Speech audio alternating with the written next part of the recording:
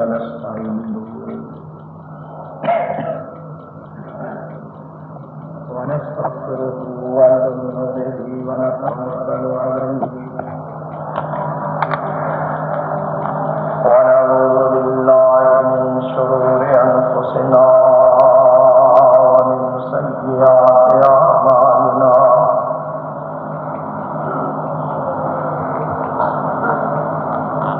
من يهده الله فلا مضل له ومن يضلل فلا هادي له ونشهد أن لا إله إلا الله وحده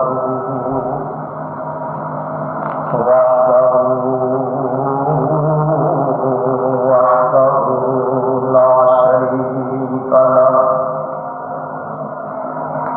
شهادة تكون للنجاة وسيلة ولرفع الدرجات كفيلا ونشهد أن محمدا عبده ورسوله صلى الله عليه وآله وسلم أرسله الله تعالى بالحق بشيرا ونذيرا وداعيا إلى الله بإذنه وسراجا منيرا ومن يطع الله ورسوله فقد رشد واهتدى ومن يعص الله ورسوله فقد ضل ضلالا أما بعد فإن خير الحديث كتاب الله وخير الهدي هدي محمد صلى الله تعالى عليه وسلم وشر الأمور محدثاتها وكل محدثة بدعة وكل بدعة ضلالة وكل ضلالة في النار اللهم صل على محمد وعلى آل محمد كما صليت على إبراهيم وعلى آل إبراهيم إنك حميد مجيد اللهم بارك على محمد وعلى آل محمد كما باركت على إبراهيم وعلى آل إبراهيم إنك حميد مجيد رب اشرح لي صدري ويسر لي أمري واحلل عقدة من لساني يفقهوا قولي رب أعوذ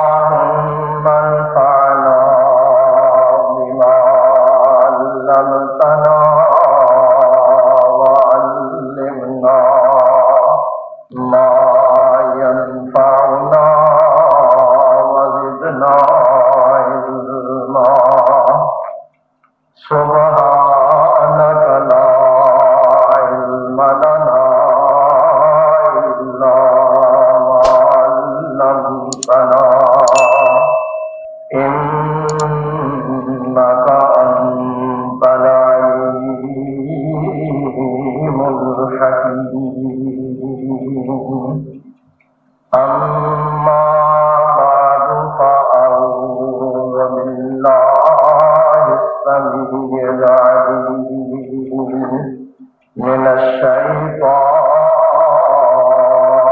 الرجيم.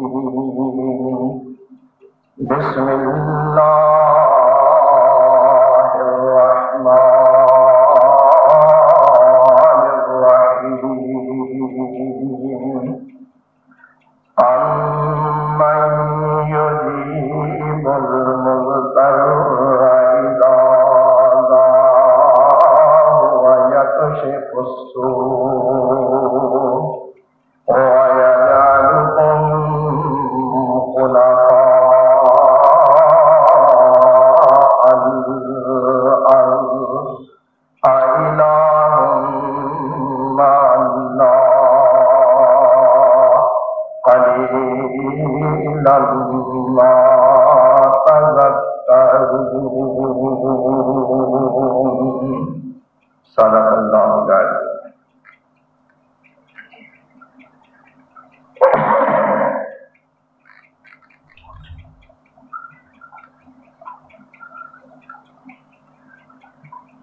گزشتہ جمعہ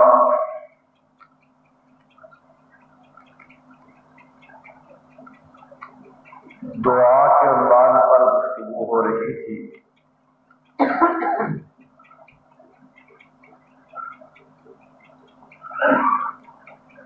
اور ابتداءً میں نے عرض کیا تھا کہ دعا اللہ اور بندے کے درمیان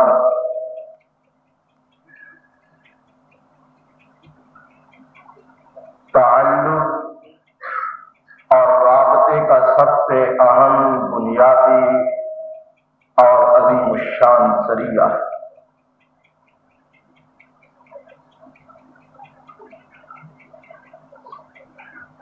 صرف یہی نہیں کہ دعا کے ذریعے بندہ اپنے رب سے مانگتا ہے، بلکہ وہ دعا کے ساتھ اپنے رب کے قریب بھی ہو جاتا ہے اور اپنے رب سے باتیں بھی کرتا ہے.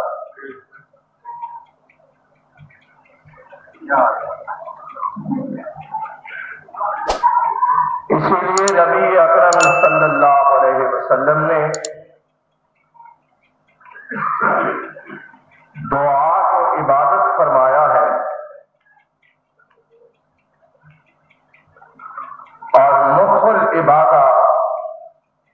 عبادت کا مغز کہا.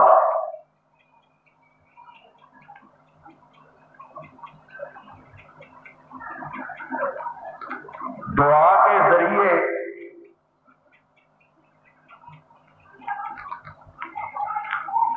بندہ اپنے رب کے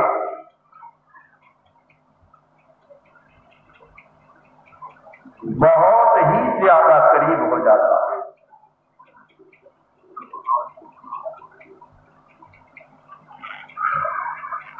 اور جسے قربت پروردگار نصیب ہو جائے،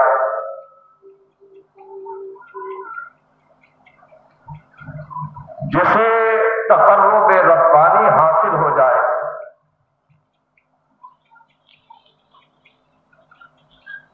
اس سے بڑھ کر خوش بخت اور سعادت مند اور کون ہو سکتا ہے؟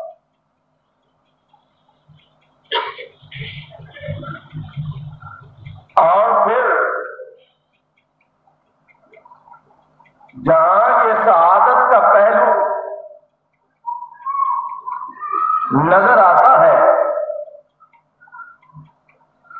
وہاں یہ بات بھی ذہن نشین کر لینی چاہیے کہ دعا خود بندے کی اپنی ضرورت ہے.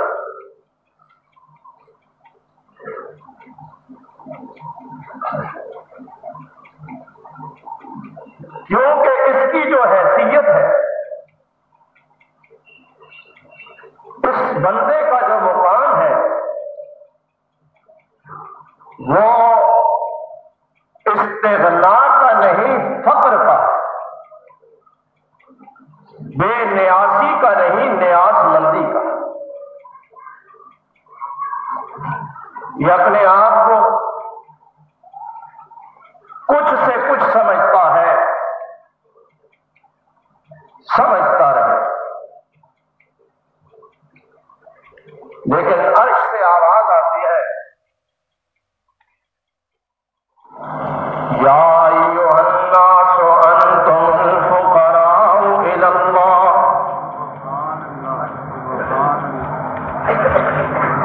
اے انسانوں،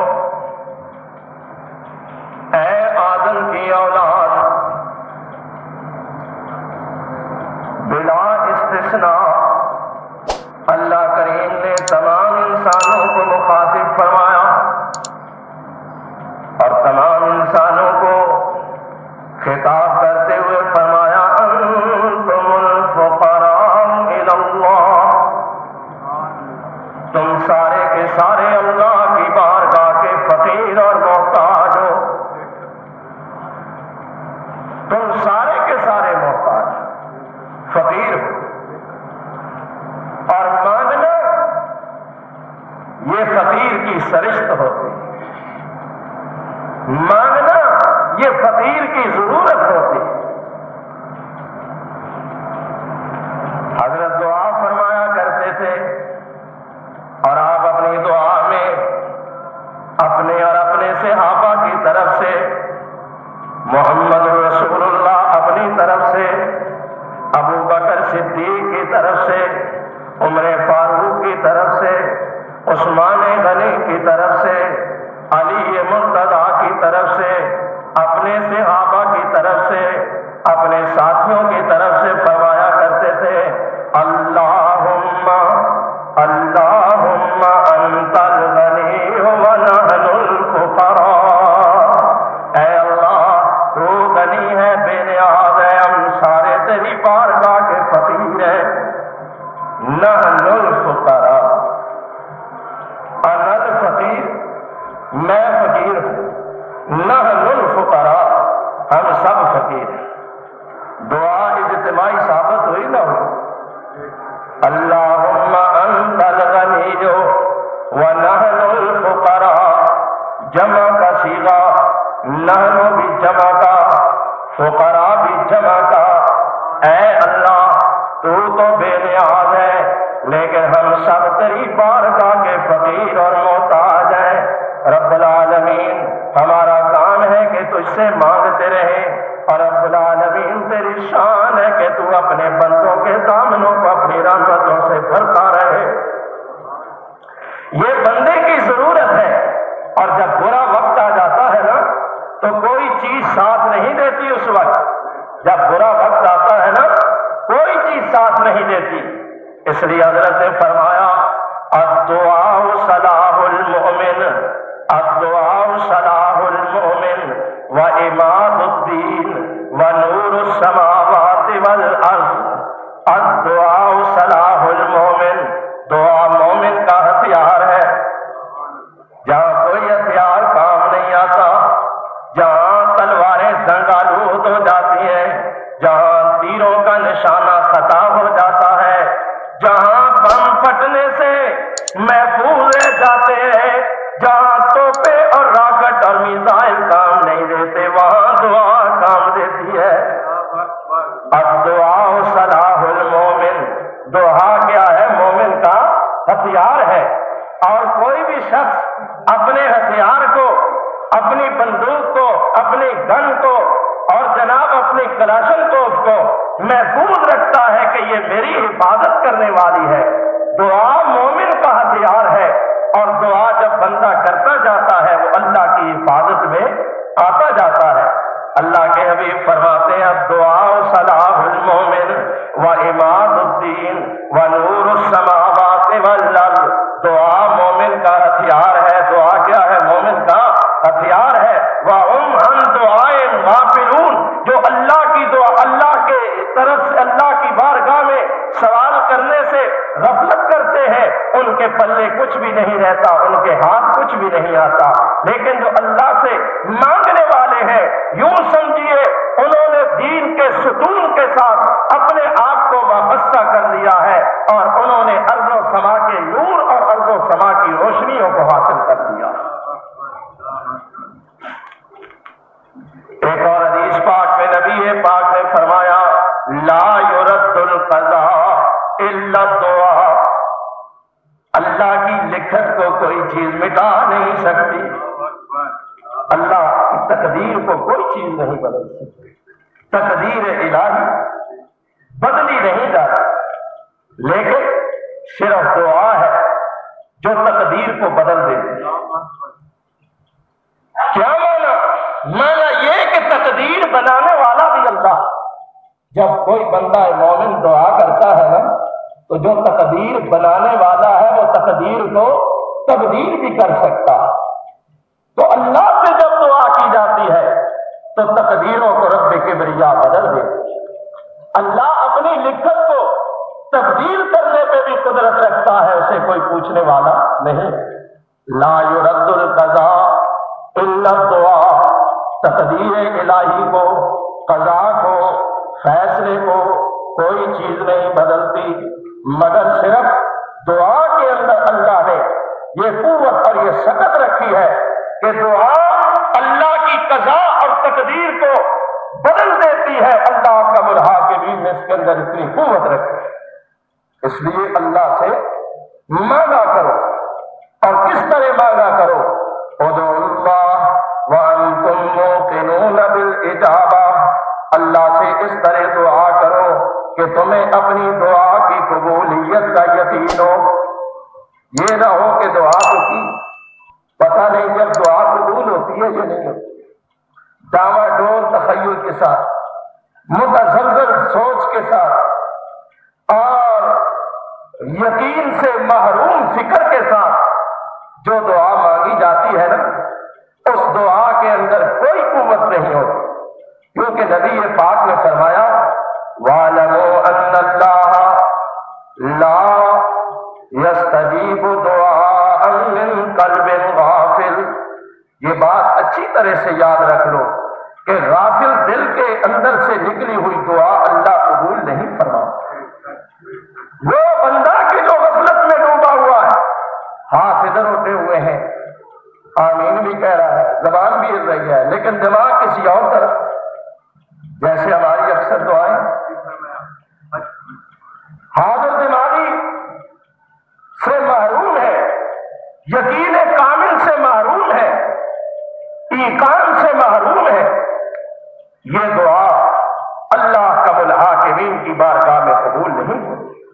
دعا وہی قبول ہوتی ہے جو بندہ غور و فکر کے ساتھ، سوچ سمجھ کے ساتھ، صحیح یقین کے ساتھ، استدراک کے ساتھ، رجوع الی اللہ کے ساتھ، خشیت اللہ کے ساتھ اور آداب دعا کو ملحوظ رکھ کر اس دعا کو مانگیں۔ دعا یاد رکھیں کبھی رب رد نہیں ہوتی، کبھی دعا رد نہیں ہوتی، البتہ اس دعا کے نتائج سامنے آنے پر اللہ کا الحاکمین کی مصلحت غالب ہوتی۔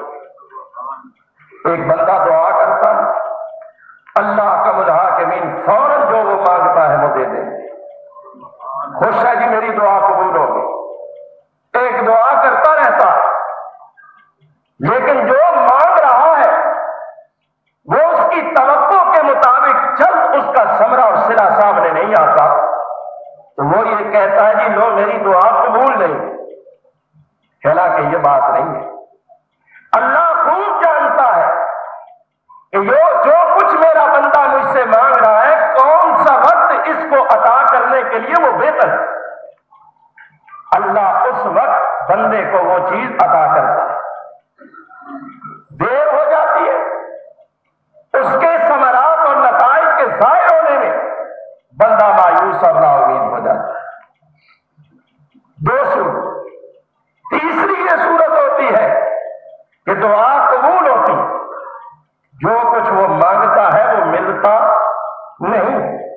لیکن اللہ اس دعا کی برکت سے اس بندے پر آنے والی کسی ناگہانی آفت اور مصیبت کو ڈال دیتے ہیں، گویا وہ دعا اس کے لیے ایک حصار اور پناہ گاہ بن جاتی ہے، گویا یہ دعا بھی اس کو مصیبت سے بچا لیتی ہے اللہ کے فضل و کرم کے ساتھ، لہذا یہ دعا بھی قبول ہو۔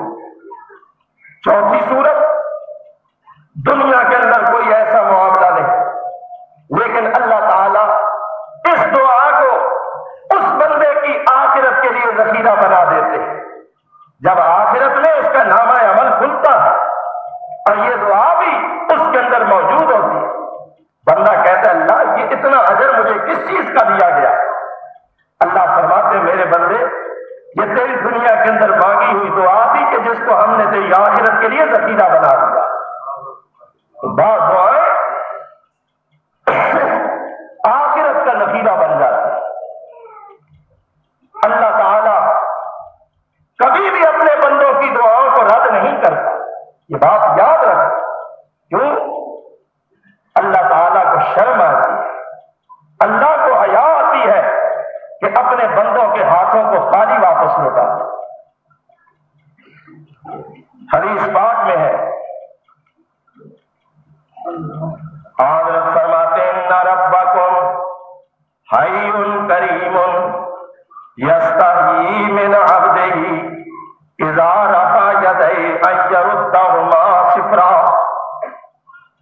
لوگوں تمہارا رب حی ہے، زندہ ہے، کریم ہے، کرم کرنے والا ہے، ہمیشہ زندہ رہنے والا، ہمیشہ تم پر اپنی سخاوت کے دریا بہانے والا ہے۔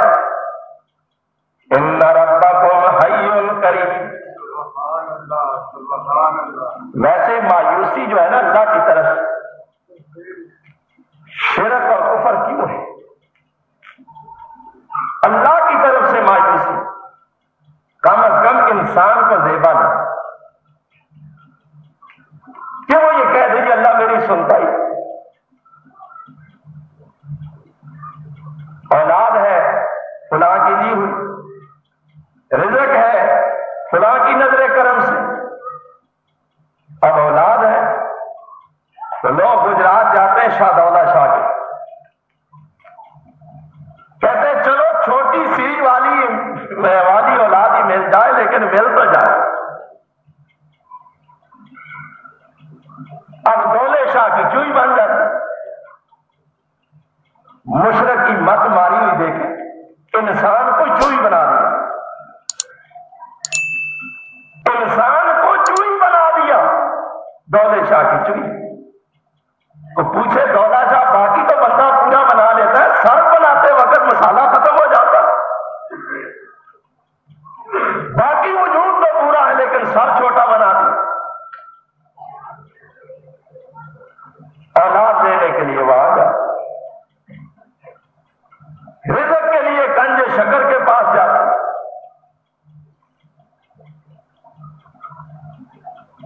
آپ جانتے ہیں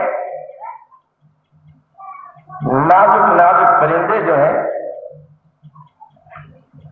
وہ میوہ کھاتے ہیں، کشمش کھاتے ہیں۔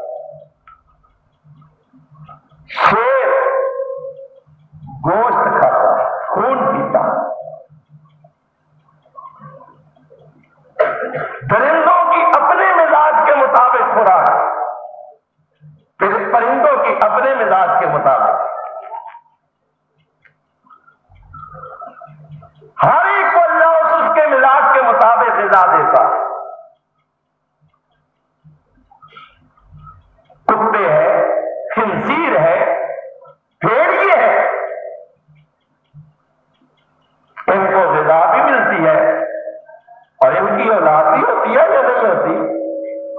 اور بلی کے ہاں بچے ہوتے ہیں نہیں، کتیا کے ہاں 4 4 6 6 8 8 بچے، بلی کو دیکھیں۔ اور مرغی 50 انڈے رکھے 30 35 بچے تو نکل ہی آتے ہیں، خیر درجنوں کے حساب سے۔ انسان سوچ، تو نے رب کا دروازہ چھوڑ کے غیروں کے دروازے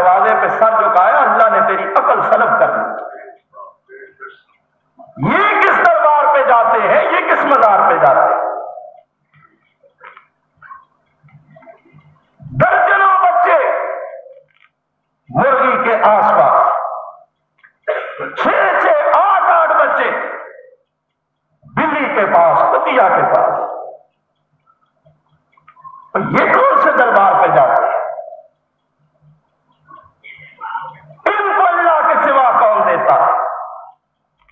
اللہ ان کو دے سکتا ہے تو تجھے نہیں عطا کرے. اور رب کبریا اگر ان کو نواز سکتا ہے، ان کو رزق دیتا ہے، اولاد دیتا ہے، تو تمہیں نہیں دے سکتا. کیا تھا اور تو اللہ نے تجھے کیا بنایا تھا، اور تو ظالم شرک کے اندر مبتلا ہو کر کس لعنتی مرض کے اندر مبتلا ہو چکا ہے کہ تیری عقل و فکر سلب ہو چکی.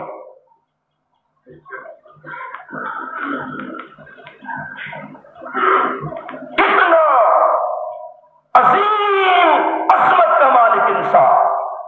فرشتوں کو رب نے جھکا دیا، ہر چیز پر اللہ نے سے قوت اور غلبہ عطا فرمایا. لیکن جب اس کی عقل کا جنازہ شرک کر کے نکلتا ہے نا، آسمانوں سے پھر آواز آتی ہے، یا ایھا الناس ضرب مثل فاستمعوا له ان الذين تدعون من دون الله لن يخلقوا ذبابا ولو اجتمعوا له وإن يسلبهم الذباب شيئا لا يستنقذوه منه ضعف الطالب والمطلوب. اے انسانوں، میں تمہیں سمجھاتا ہوں، اور اے اشرف المخلوق، اے مسجود ملائکہ، اے سید الخلق انسان، میں تجھے ایک چھوٹی سی مثال دے کے سمجھاتا ہوں، لیکن غور سے سننا. اللہ فرماتے ہیں فاستمعوا لہ، اے انسانوں میری اس مثال کو توجہ سے سننا. ان الذین تدعون من دون اللہ لن یخلقوا ذبابا ولو اجتمعوا لہ وإن يسلبهم الذباب شيئا لا يستنقذوه منه ضعف الطالب والمطلوب. جن کو تم تدعون من دون اللہ، جن کو تم اللہ کے سوا پکارتے ہو، تدعون جن سے تم اللہ کے سوا دعائیں مانگتے ہو کہ اے دستگیر تو ہمیں یہ عطا کر دے، پیر فرید تو میری جھولی بھر دے، داتا گنج بخش تو خزانوں کا مالک ہے، بے شک مجھ سے 100 روپیہ لے لے لیکن فلاں چیز مجھے دے دے، اے فلاں یہ دے دے یہ دے دے. اور ظالمو ان الذین تدعون من دون اللہ لن یخلقوا ذبابا، فرمایا جن کو اللہ کے سوا تم پوچھتے اور پکارتے ہو وہ 6-7 کلو کا بچہ دینا تو دور کی بات ہے، وہ ایک مکھی بھی پیدا نہیں کر سکتے، وہ ایک مکھی نہیں بنا سکتے. وَإِن يَسْلُبْهُمُ الذُّبَابُ شَيْئًا لَا يَسْتَنقِذُوهُ مِنْهُ، اگر ان کے کھانے سے مکھی کوئی چیز اٹھا کر چلی جائے تو اس مکھی کے منہ سے وہ نوالا واپس چھیننے کی قدرت نہیں رکھتے. مانا یہ کہ یہ تمہارے حاجت روا، یہ تمہارے مشکل کشا، یہ تمہاری مرادیں پوری کرنے والے، یہ تمہیں نفع دینے والے، تمہیں نقصان دینے والے، تمہیں رزق دینے والے، تمہیں اولاد دینے والے، تمہاری بگڑیاں سنوارنے والے جمع ہو جائے، ایک مکھی کا مقابلہ بھی نہیں کر سکتے. یہ مکھی سے بھی کمزور ہے جن کو تم نے حاجت روا مشکل کشا بنایا. مکھی آتی ہے، ان کی پلیٹ سے ایک لقمہ اٹھا کے بھاگ جاتی، یہ سارے پیچھے لگ جائے، مکھی کے منہ سے لقمہ واپس نکال نہیں سکتے. یہ تو اتنے کمزور ہیں جن کو ظالموں تم نے اللہ کے مقابلے میں لا کر کے کھڑا کیا ہو. تمہیں شرم نہیں آتی؟ اس خالق و مالک کا دروازہ چھوڑ کر تم غیروں کے دروازوں پہ اپنی مرادیں لے کر کے جاتے. دوستو اسی لیے میں کہا کرتا ہوں عقیدہ توحید اللہ کی بہت بڑی نعمت ہے. جس آدمی کو توحید کی دولت نصیب ہو جاتی ہے اس کا دل روشن ہو جاتا ہے، اس کا دماغ منور ہو جاتا ہے، اس کے لیے ہدایت کی راہیں روشن ہو جاتی ہے، اور دنیا کی کوئی قوت مواہب کو گمراہ نہیں کر ہوگی، لیکن جس ظالم کو شرک کی دلدل پسند ہو اور وہ اسی کے اندر دھسنا شروع کر دیتا ہے، یاد رکھو اس کا دل بھی ساکت ہو جاتا ہے، دماغ بھی تاریک ہو جاتا ہے، اور دنیا کی کوئی قوت اس کو گمراہی سے بچا نہیں سکتی۔ توحید اللہ کی بڑی نعمت ہے۔ اللہ کی اس نعمت پر اہل توحید اللہ کا شکر ادا کیا کرو اور دعا کیا کرو، رب کبریا ہمیں عقیدہ توحید پہ استقامت عطا فرمانا، اور ہمارا خاتمہ بھی عقیدہ توحید پر فرمانا۔ من قال لا الہ الا اللہ دخل الجنہ، جس نے آخری الفاظ دنیا سے جاتے ہوئے اللہ کی وحدانیت کی گواہی دیتے ہوئے گزارے، اللہ اسے اپنی جنت عطا فرماتا ہے۔ عقیدہ توحید پر خاتمہ بھی نعمت اور سعادت۔ تو اس لیے اللہ احکم الحاکمین کی بارگاہ کی طرف متوجہ ہونا، حاضر ہونا، کیا شان ہے اس اللہ کی۔ رسول اللہ صلی اللہ علیہ وسلم فرما رہے ہیں، ان ربکم حی کریم یستحیی من عبدہ اذا رفع یدیہ ان یردہما صفرا۔ لوگوں، تمہارا رب حی ہے، کریم ہے، یستحیی من عبدہ اذا رفع یدیہ ان یردہما صفرا۔ اللہ کریم کو اس وقت حیا آتی ہے، شرم آتی ہے، جب بندہ اپنے ہاتھوں کو پھیلا کر، اپنے ہاتھوں کو دراز کر کے اللہ کی بارگاہ میں سوال کرتا ہے، التجا کرتا ہے، دعا کرتا ہے، اس طرح اپنے ہاتھوں کو اٹھاتا ہے، دونوں ہاتھوں کو ملا کر کشکول بنا لیتا ہے۔ یہ فقیر اپنے غنی اور داتا کے دروازے پہ ہاتھ پھیلاتا ہے اور ہاتھ پھیلا کر کہتا ہے، اے میرے اللہ، میں تیری بارگاہ میں تیرا فقیر بندہ، محتاج بندہ، میں بارگاہ میں حاضر ہوں۔ اللہ فرماتے ہیں جس وقت بندہ ہاتھ پھیلاتا ہے مجھے شرم آتی ہے، میں اس وقت اپنے بندے کے ہاتھوں کو خالی واپس لوٹا دوں۔ مجھے شرم آتی ہے، حیا آتی ہے، میں اس وقت اپنے بندے کے ہاتھوں کو خالی واپس لوٹا دوں۔ اللہ والو، اللہ کو تو حیا آئے اپنے بندوں کے ہاتھوں کو خالی واپس لوٹاتے ہوئے، لیکن ان بے غیرت مشرکوں کو حیا نہیں آتی اللہ کے سوا غیروں کے سامنے ہاتھ پھیلاتے ہوئے۔ تجھے تو ایک چونٹی سے سبق حاصل کرنا چاہیے۔ سیدنا سلیمان علیہ السلام اپنی قوم کو، اپنے لاؤ لشکر کو لے کر جا رہے ہیں، فرماتے ہیں چلو، بارش نہیں ہو رہی نا، ہم بارش کے لیے اللہ کی بارگاہ میں دعا کرتے ہیں، بارش کے لیے دعا کرتے ہیں اللہ کی بارگاہ میں۔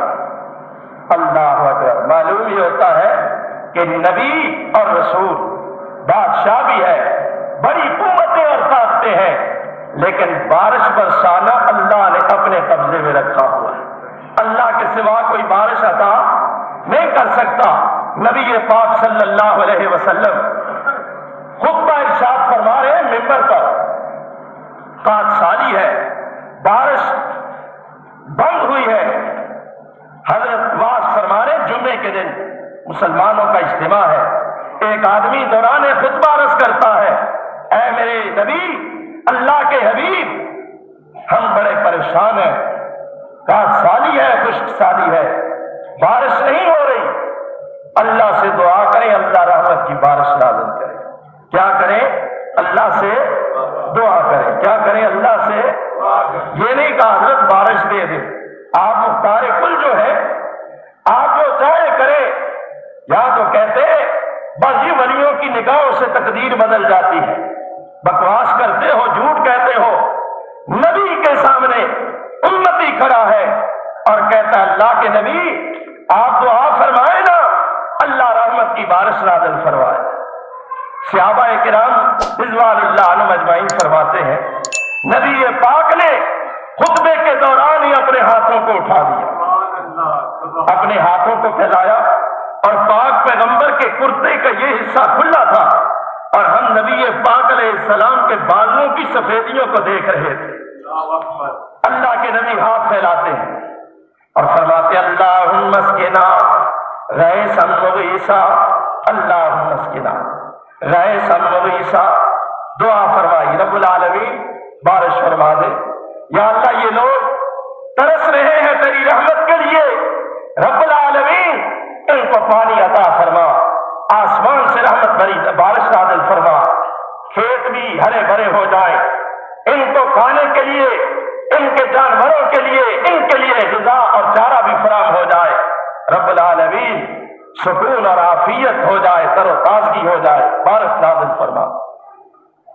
صحابی بیان کرتے ہیں رسول اکرم صلی اللہ علیہ وسلم دعا فرما رہے ہیں، آپ نے دعا ختم فرمائی، ہم جمعہ پڑھ کے باہر نکلے، کیا دیکھتے ہیں کہ آسمان پر بادلوں کے ٹکڑے جمع ہو رہے ہیں، اور دیکھتے ہی دیکھتے یہ بادلوں کی ٹکڑیاں مجتمع ہو کر پورے مدینے کی فضاؤں میں چھا گئیں۔ ابھی ہم لوگ راستے ہی میں تھے کہ موسلادھار بارش نازل ہونے لگی، اور ہم لوگ بھیگتے ہوئے اپنے گھروں تک پہنچے۔ اللہ نے اپنے حبیب کی منبر پر مانگی ہوئی دعا کو، اپنے رسول کے اٹھے ہوئے ہاتھوں کو اپنی بارگاہ میں قبول فرما لیا اور رحمت بھری بارش نازل فرما دی۔ بارش شروع ہو گئی، صحابی کہتے ہیں جمعہ بھی بارش، ہفتے کو بھی بارش، اتوار کو بھی بارش، سوار کو بھی بارش، منگل بھی بارش، بدھ بھی، جمعرات بھی، پھر جمعہ آ گیا۔ بارش ہے کہ بارش تھمنے کا نام نہیں دیتی۔ ہمارے کھیت بھر گئے، چھتیں ٹپکنے لگی، وہی بارش جس کو رحمت کے لیے طلب کیا تھا، یہی بارش ہمارے لیے درد سر بن گئی۔ پھر نبی پاک خطبہ ارشاد فرما رہے ہیں، ہم نے عرض کی یا ربی اللہ، وہی صحابی پھر اٹھتا، اللہ کے حبیب پچھلے جمعے دعا منگوائی تھی، اتنی بارش ہوئی ہے کہ تھمنے کا نام نہیں لیتی، بس اب یہ کافی ہے، اب یہ ہمارے لیے پریشانی کا اور مصیبت کا باعث بن رہی ہے۔ اللہ کے حبیب دعا فرمائے اللہ اب بارش بند کر دے، روک دے اور وہاں بھیج دے جہاں اس کی ضرورت ہے۔ صحابی کہتے ہیں اللہ کے نبی نے پھر دعا مانگی، اللہم، بارش مانگتے وقت نہیں، اللہ سے ہی دعا کی، اور بارش جب بند کروانے کے لیے رجوع کیا تو بھی اللہ سے ہی۔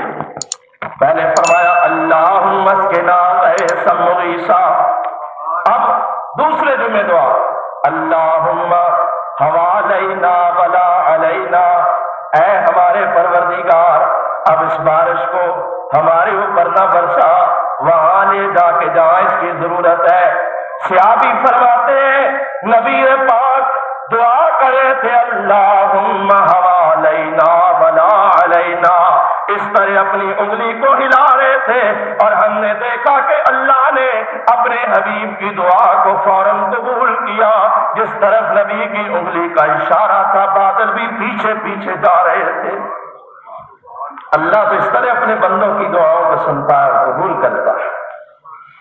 سیدنا سلیمان نے بھی فرمایا چلو باہر چلتے، اور حدیث میں صلاۃ الاستسقاء کا باب ہے کہ جب بارش کی ضرورت ہوتی اللہ کے نبی صلی اللہ تعالی علیہ وسلم صحابہ کو لے کے کھلے میدان کی طرف جاتے، وہاں پر صلاۃ الاستسقاء ادا کرتے، خطبہ ارشاد فرماتے، اللہ سے استغفار کرتے، اور ہاتھ پھیلا کر نبی پاک اللہ کا الحاکمین سے بارش کی دعا کرتے۔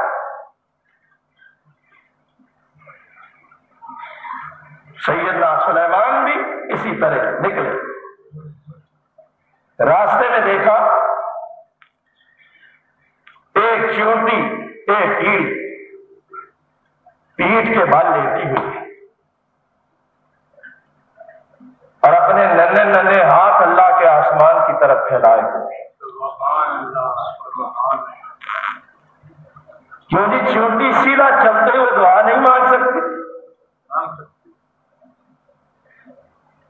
لیکن ہاتھ پھیلانا، کاسائے گدائی دراز کرنا، یہ آداب دعا میں شامل ہے، یاد رکھ۔ اللہ کا واسطہ ہے، دو دو ورقے کے اردو کے رسالے پڑھ کر مفتی نہ بن جایا کرو۔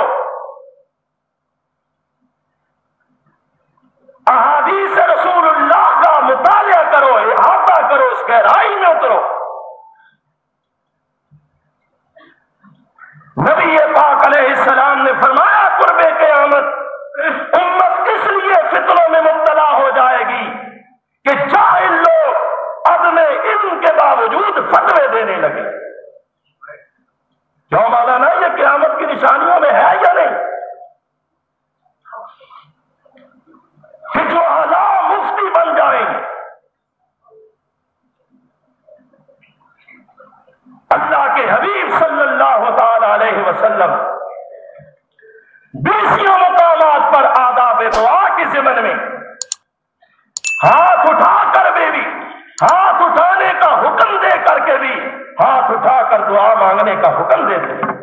اجتماعی صیغے موجود ہیں. اللہم انت الغنی ونحن الفقراء. رسول اللہ صلی اللہ علیہ وسلم فرماتے ہیں، ابو داؤد اور مسند احمد کی حدیث ہے، اذا سألتم اللہ فاسألوہ ببطون اکفکم ولا تسألوہ بظہورہا. لوگوں جب اللہ سے دعا مانگو تو اپنے ہاتھوں کی ہتھیلیاں آسمان کی طرف پھیلا کر دعا مانگا کرو، اپنی پشتوں کی طرف سے دعا مت مانگا.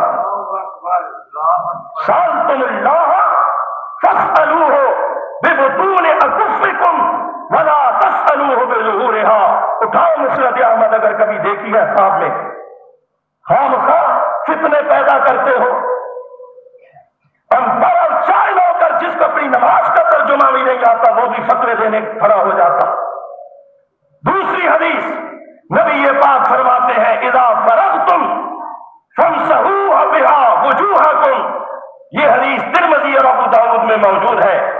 اذا فرغتم فامسحوا بها وجوہکم. جب تم دعا سے فارغ ہو تو اپنے ہاتھوں کو اپنے چہروں پہ ملا دو. یہ چونٹی، جب اس چونٹی کی بات آتی ہے تو ان ربکم حی کریم یستحیی من عبدہ اذا رفع یدیہ ان یردہما صفرا.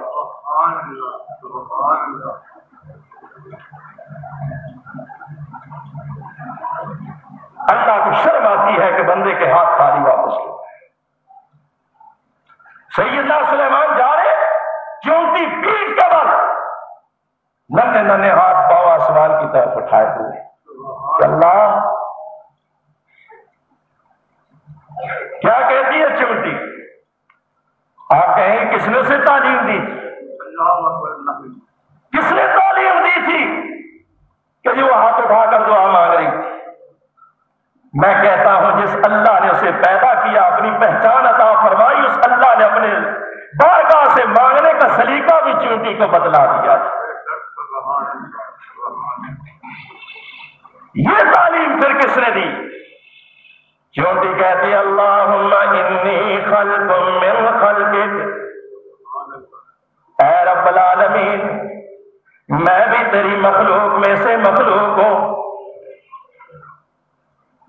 دیگر چونٹیاں بھی ساتھ ہیں. ایک چونٹی کہتی یا ایھا النمل ادخلوا مساکنکم لا یفتمنکم سلیمان وجنودہ وہم لا یشعرون. او کیڑیوں چونٹیوں جلدی کرو، اب دعا ختم کرو، اپنے اپنے گھروں میں چلی جاؤ، اپنے اپنے سوراخوں میں چلی جاؤ، اپنے اپنے بلوں میں داخل ہو جاؤ. سلیمان کا جرار لشکر آ رہا ہے. تمہارے نرم و نازک جسم اس لشکر کے پاؤں تلے آ کر مسلے جائیں گے، تمہیں پتہ بھی نہ چلے گا. ان بیچاروں کو کیا پتا کہ تم راستے میں پڑی ہو. جلدی کرو، اپنے اپنے گھروں میں داخل ہو جاؤ. چونٹی کا انداز، چونٹی کی گفتگو حضرت سلیمان کو بھی اللہ نے سنوا بھی دی اور دکھا بھی دی. حضرت سلیمان نے دعا سنی، دیکھا، انداز دیکھا. اللہ نے مشاہدہ کروایا میرے نبی دیکھ تو بھی مجھ سے مانگنے آیا ہے، لیکن تیرے آنے سے پہلے پہلے میری دوسری مخلوق پہلے ہی ہاتھ پھیلا کے کھڑی ہے. دیکھ لے میرے نبی مجھ سے مانگنے والی میری مخلوق، تم نہ مانگو گے تو کیا اور میری مخلوق نہیں؟ ہائے وَإِن مِّن شَيْءٍ إِلَّا يُسَبِّحُ بِحَمْدِهِ. اب اللہ کی تسبیح بیان کر رہے ہیں، درخت اللہ کی تسبیح بیان کر رہے ہیں، پتھر اللہ کی تسبیح بیان کر رہے ہیں، پانی کی روانی اللہ کی تسبیح بیان کر رہی ہے، دریاؤں کی موجیں اللہ کی تسبیح بیان کر رہی ہے، سمندروں کی طغیانی اللہ کی تسبیح بیان کر رہی ہے، درختوں کے پتے اللہ کی تسبیح بیان کر رہے ہیں، ریت کے ذرے اللہ کی تسبیح بیان کر رہے ہیں، اور آمنہ کے لال کی مٹھی میں سرزمین عرب کے کنکر اللہ کی توحید کی گواہی دے رہے ہیں.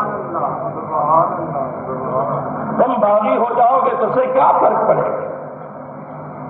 اسے کوئی فرق نہیں، نقصان تمہارا اپنا ہی.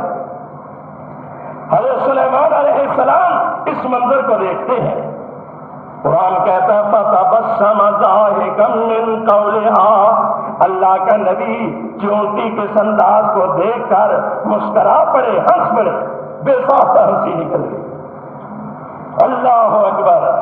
لیکن فوراً ہی اللہ کی طرف متوجہ کر کہا، میرے اللہ کیوں نے مجھے اس حقیر مخلوق کی اس کیفیت کا مشاہدہ بھی کروایا، اللہ ان کی بات بھی سنوائی۔ اللہ کم الحاکمین کی طرف اللہ کے نبی سلیمان متوجہ ہو جاتے ہیں اور جناب سلیمان کی دعا شروع ہو جاتی ہے۔ حضرت سلیمان دعا کرتے ہوئے کہتے ہیں، رب اوزعنی ان اشکر نعمتک التی انعمت علی وعلی والدی وان اعمل صالحا ترضی وادخلنی برحمتک فی عبادک الصالحین۔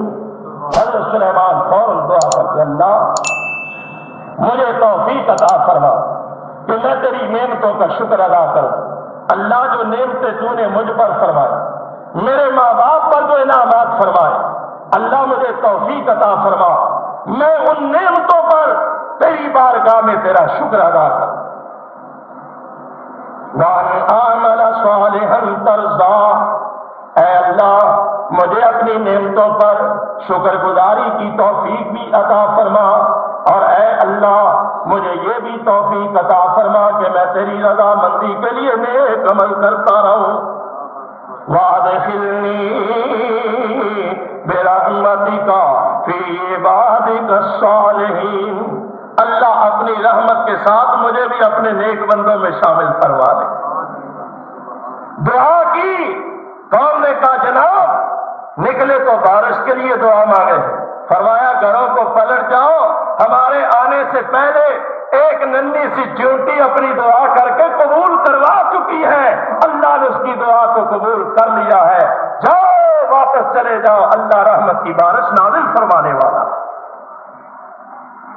انسان اللہ اگر حقیر سی چونٹی کی دعا قبول کر سکتا تو افضل الخلق ہے، تو مسجود ملائکہ ہے، تو خلیفۃ اللہ فی الارض ہے۔ اللہ کے لیے اپنے مقام کو، اپنی حیثیت کو، اپنی شان کو اور اپنی عظمت کو پہچان اور رب کبریا کی طرف سے منہ مت موڑ۔ اللہ تو وہ ذات ہے کہ جسے اپنے بندوں کے ہاتھوں کو خالی واپس لوٹاتے ہوئے شرم آتا ہے۔ یہاں یہ بات یاد رکھیں، دعا کی بات آئی، کوئی شک شبہ نہیں ہے کہ دعا مانگنی مومن کی ضرورت ہے، اس کی زندگی کا حصہ ہے، عبادت ہے، عبادت کا مدد ہے۔ دعا چلتے پھرتے اٹھتے بیٹھتے ہر حالت میں مانگی جا سکتی۔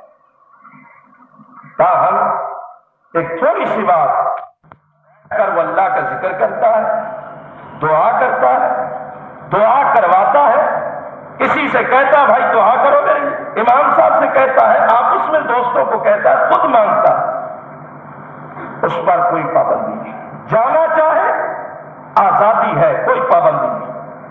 یہ دعا نماز کا حصہ اور جز نہیں ہے، یہ بات یاد رکھیں، نماز کا حصہ اور جز نہیں ہے۔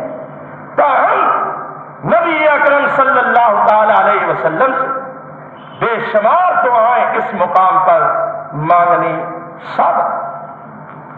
اور ابن سنی کے اندر ایک روایت الفاظ دعا کے ساتھ منقول ہے، جس کو حضرت سید محدث ہند مولانا سید نذیر حسین دہلوی نے اور حافظ عبداللہ محدث روکڑی نے اپنے فتاووں میں بھی ذکر کیا ہے کہ نماز فجر کے بعد رسول اللہ صلی اللہ علیہ وسلم نے سلام پھیرا، مقتدیوں کی طرف منہ کیا اور مقتدیوں کی طرف منہ کر کے آپ نے ہاتھ اٹھائے اور دعا فرمائی، اور اس دعا کے الفاظ بھی منقول۔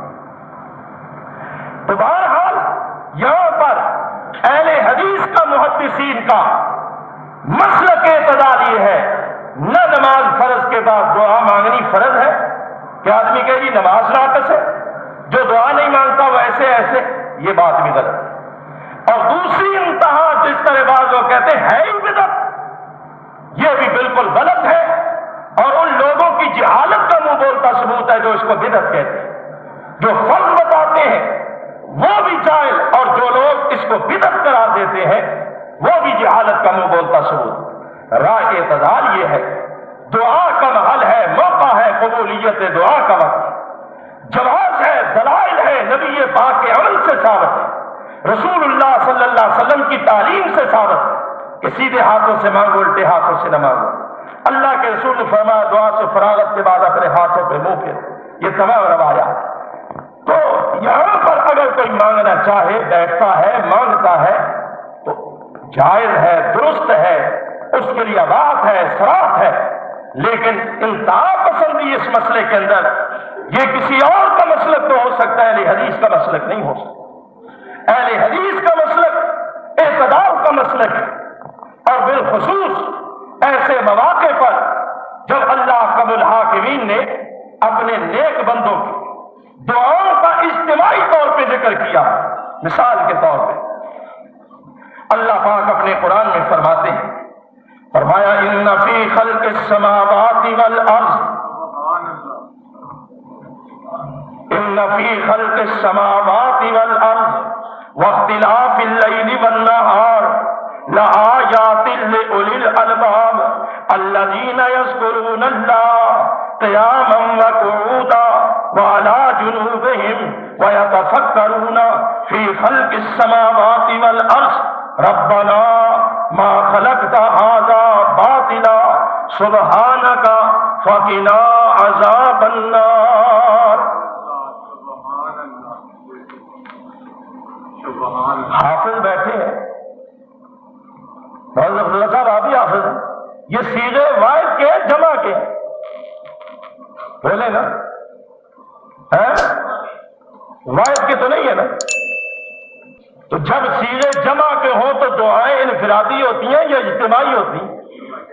فرمائے نا جی، سبحانک فقنا عذاب النار ربنا انک من تدخل النار فقد اخزیتہ وما للظالمین من انصار ربنا اننا سمعنا منادیا ینادی للایمان ان آمنوا بربکم فآمنا ربنا فاغفر لنا ذنوبنا وکفر عنا سیئاتنا وتوفنا مع الابرار ربنا وآتنا ما وعدتنا على رسلك ولا تخزنا يوم القيامة إنك لا تخلف الميعاد۔ یہ اجتماعی دعا ہوئی زمین پر، آسمانوں سے آواز آئی، فاستجاب لهم ربهم فاستجاب لهم فاستجاب لهم فاستجاب له نہیں ہے، فاستجاب لهم ربهم انی لا اضیع عمل عامل منکم من ذکر او انثى بعضکم من بعض۔ پڑھو قرآن پڑھو، جاہلوں قرآن پڑھو، ان پڑھوں سے۔ اور یہ مسئلہ کہاں سے آیا؟ یہ حنابلہ کا مسئلہ ہے، جو لوگ 4 اور 6 سال ریاض اور مدینے کے اندر تعیش کی زندگی بسر کر کے ڈگریاں لے کر آ کے یہاں فتوے دیتے ہیں، یہ بدعت ہے، یہ بدعت ہے۔ یاد رکھ لو، مسلک محدثین وہ ہیں جو ہمارے اسلاف اکابر نے قرآن و سنت سے اخذ کیا ہے، جس میں فقہا کی کسی فقہ کی اور کسی فتوے کی کوئی آمیزش نہیں ہے۔ یاد رکھو، یہ بھی وہی مسلک ہے جو ناصر الدین البانی کا مسلک نہیں ہے۔ اہل حدیث وہ مسلک ہے جو عمل رسول کا نام ہے، جو صحابہ کے عمل کا نام ہے، ناصر الدین البانی کے فتووں کا نام نہیں۔ یہ ایک نئی فقہ البانوی فقہ نکل رہی ہے جناب، یہ البانوی فرقہ ایک نئی نکل رہی ہے، یہ بھی نہیں ہے، وہ بھی نہیں ہے، آیتوں کے جواب نہیں ہے، صورتوں کے جواب نہیں ہے۔ یاد رکھو، یہ تمام چیزیں عدم جہالت کی وجہ سے سامنے آ رہی ہیں، اور اس کا مقصد یہی ہے کہ لوگوں کے ذہنوں کو اس بغاوت کی طرف آمادہ کیا جائے۔ اب یہ ہے، سلام پھرتا ہے، وظائف ہو رہے ہیں، دعائیں ہو رہی ہیں، اس نے آدھے گھاس کے بھاگ رکھے ہوئے، ایسے جیسے گرگٹ باہر نکل کر آتا ہے، ادھر ادھر اللہ کے بندے دعا میں، یہ کپڑے جاڑتا اس کے چل پڑتے، یہ انداز ہے، یہ کوئی طریقہ ہے، یہ آداب ہے۔ یاد رکھیں، یہ اہل حدیث کا مسلک نہیں ہو سکتا۔ اہل حدیث کا مسلک समझना चाहते हो तो मेरी ज़बान पे एतमाद ना करो, अहले हदीस का मसलक कुरान को पढ़ो, बुखारी को पढ़ो, मुस्लिम को पढ़ो, सियासत्ता को पढ़ो, अहादीस रसूलुल्लाह को पढ़ो, मसलक अहले हदीस तो वाज़ेह हो जाए अल्लाह के फजल व करम से। किसी की बात सुनकर फलां ने ये कहा, फलां ने ये कहा, फलां ने कहा, चलो अब बताओ हम जाए कहां? पहले कहते गैरुल्लाह से न मांगो, अब कहते अल्लाह से भी न मांगो, जान छू। पहले कहते गैरों से न मांगो, कब्रों पे न मांगो, मज़ारों पे न मांगो, कहां मांगो? अल्लाह के दर पे मांगो। फदुल्लाह मुखलिसीन लहुद्दीन, अल्लाह से इखलास के साथ दुआ कर, खुलूस के साथ अपने अकीदे साफ करके अल्लाह से मांगो। हम कह रहे हैं यही बिदअत, ये भी बिदअत, वो शिरक, ये बिदअत, अब जाए तो कहा जाए? अल्लाह से डरो, ऐसी बात नहीं। मुतालिया कीजिए, दीन समझिए, पढ़िए। आमकाना और जाहिलाना अंदाज से सुनी सुनाई, आपको पता नहीं? नबी करीम से पूछा गया, या रसूलल्लाह सबसे बड़ा झूठा कौन है? फरमाया वो आदमी सबसे बड़ा झूठा है जो सुनी सुनाई बात करता है। और तुम्हारे पास हर चीज स्कूलों में, कॉलेजों में, यूनिवर्सिटियों में जाने का वक्त है, बातें करने का वक्त है, फतवे लगाने का वक्त है, गीबत करने का वक्त है। आओ अल्लाह के बंदो, कुरान पढ़ो, हदीस पढ़ो। और मैं कहना चाहता हूं अपने भाइयों को, मेरे दिल की आवाज, मेरी फिक्र, मेरी सोच, मेरा अंदाज ये है कि हमें मौजूदा सियासतों से कोई ताल्लुक खातिर नहीं। हम जहां भी बेहतरी और भलाई की बात है उसकी हिमायत करते हैं, जहां गलत बात है, लग बात है, बेहुदा बात है, उससे नफरत करते हैं, उसकी मुजम्मत करते हैं, चाहे मैं करूं या जैद करे या बकर करे। अहले हदीस का काम बात से नहीं, अहले हदीस का काम कुरान और सुन्नत को पढ़ना, समझना और अपने असलाफ यानी सहाबा सबील मोमिनीन, जिसे कुरान ने कहा कि वमन यत्तबि गैर सबील मोमिनीन नुवल्लिही मा तवल्ला, उस सबील मोमिनीन के बिनहाज पर इस मसलक को कुरान और सुन्नत की रोशनी में पढ़िए, समझिए, फिर उसके बाद इसकी तबलीग करें। तावनु अलल बिर्रि वत्तक़वा वला तावनु अलल इस्मि वल उद्वान। कोई हबशी सियाह फौज नेकी की बात लेकर आता है, उसके मुआविन बन जाए। अपना बाप अगर बुराई की बात करता है उसके सामने डट जाए। भलाई के हामी बनिए, हक के हामी बनिए, नेकी के तरफदार बनिए। बातिल, गलत बयानी, झूठ, लफ्ज़िया कोई भी हो, आप उससे रुख मोड़ लीजिए और उससे मत अपना ताल्लुक कायम करें। हो सके तो उसकी इस्लाह करें और उसको राह रास्त पर लाएं। बहरहाल मेरे दोस्तों और भाई और बुजुर्गों, ये दुआ है कि जिसको हमने अपने हथियार के तौर पे, अब दुआ सलाहुल मोमिन, दुआ मोमिन का हथियार है। अब दुआ इमादुद्दीन, दुआ दीन का सुतून है। अब दुआ नूर समावाति वल अर्ज़, दुआ आसमानों जमीनों का नूर है। ला युरद्दुल क़ज़ा इल्ला दुआ, दुआ से तकदीर किसी चीज से नहीं बदलती, लेकिन दुआ तकदीर इलाही को भी बदल देती है। दुआ इबादत है, दुआ इबादत का मगज है। दुआ बंदे और रब के दरमियान राबते का अहम और बुनियादी सरिया है। इसलिए इस दुआ को कसरत के साथ कीजिए, मांगिए, ज़बान के साथ भी, उठते बैठते, चलते फिरते, चलते फिरते,